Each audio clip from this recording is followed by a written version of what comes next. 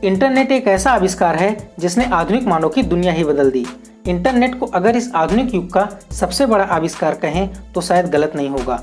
शायद इसीलिए आज के समय में हम इंसान इंटरनेट के बिना नहीं रह सकते। दोस्तों, अगर इंटरनेट कुछ समय के लिए बंद हो जाए तो हमको ऐसे लगेगा मानो हमारी ज़िंदगी रुक सी गई है। लेकिन क्या आपने कभी सोचा है कि बिना तारों के इंटरनेट हम तक कैसे पहुंचता है और हम इंटरनेट का इस्तेमाल कैसे कर पाते हैं? तो दोस्तों, इस वीडियो को पूरा देखिएगा, क्योंकि इस वीडियो में हम आपको बताने वाले हैं कि आखिर बिना तारों के इंटरनेट हम तक कैसे पहुंचता है। दोस्तों, अगर आप चैनल पर नए हैं तो चैनल को सब्सक्राइब कर दें और अगर वीडियो पसंद आए तो वीडियो को लाइक भी कर दें। दोस्तों, क्या आपको भी लगता है कि इंटरनेट बादलों से होते हुए सैटेलाइट के जरिए हम तक पहुँचता है? तो आप गलत हैं, क्योंकि ज़्यादातर लोगों को यही लगता है, लेकिन इसके पीछे की सच्चाई कुछ और ही है। दरअसल समुद्र और महासागरों में कई किलोमीटर लंबी केबल्स बिछाई गई है और इंटरनेट, जो कि छोटे छोटे कोड का समूह है, समुद्र में बिछी इन्हीं केबलों के जरिए हम तक पहुंचता है। और समुद्र के इसी जाल के जरिए आपको इंटरनेट कनेक्शन, स्पीड और डेटा ट्रांसफर जैसी सुविधा मिलती है।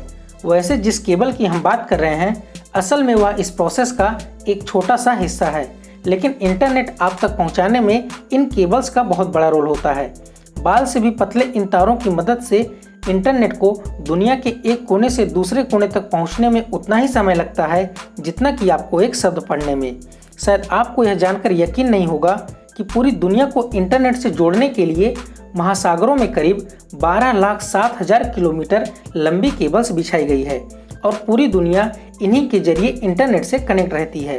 आज दुनिया में लगभग 90% डाटा ट्रांसफ़र और कम्युनिकेशन इन्हीं केबल्स के जरिए होता है।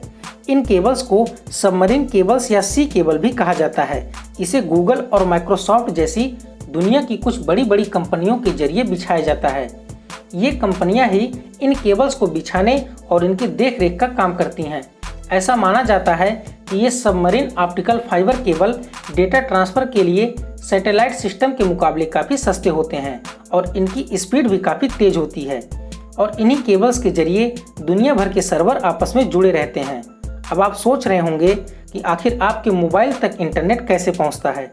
दरअसल समुद्र में बिछी इन्हीं केबल्स के जरिए इंटरनेट डाटा प्रकाश की गति से इन्हीं तारों से होते हुए ज़मीन पर स्थित नेटवर्क या फिर सैटेलाइट से संपर्क बनाता है और इन्हीं नेटवर्क और सैटेलाइट की मदद से हम इंटरनेट का इस्तेमाल कर पाते हैं। इन केबलों को समुद्र में पानी की तेज बहाव व भूकंप से बचाने की भी पूरी व्यवस्था की जाती है, लेकिन कभी कभी समुद्री शार्क द्वारा इन केबलों को चबाए जाने के कारण नेटवर्क में भी समस्या आ जाती है। इसीलिए अब इन केबल्स के ऊपर शार्क प्रूफ वायर रैपर का इस्तेमाल किया जाता है।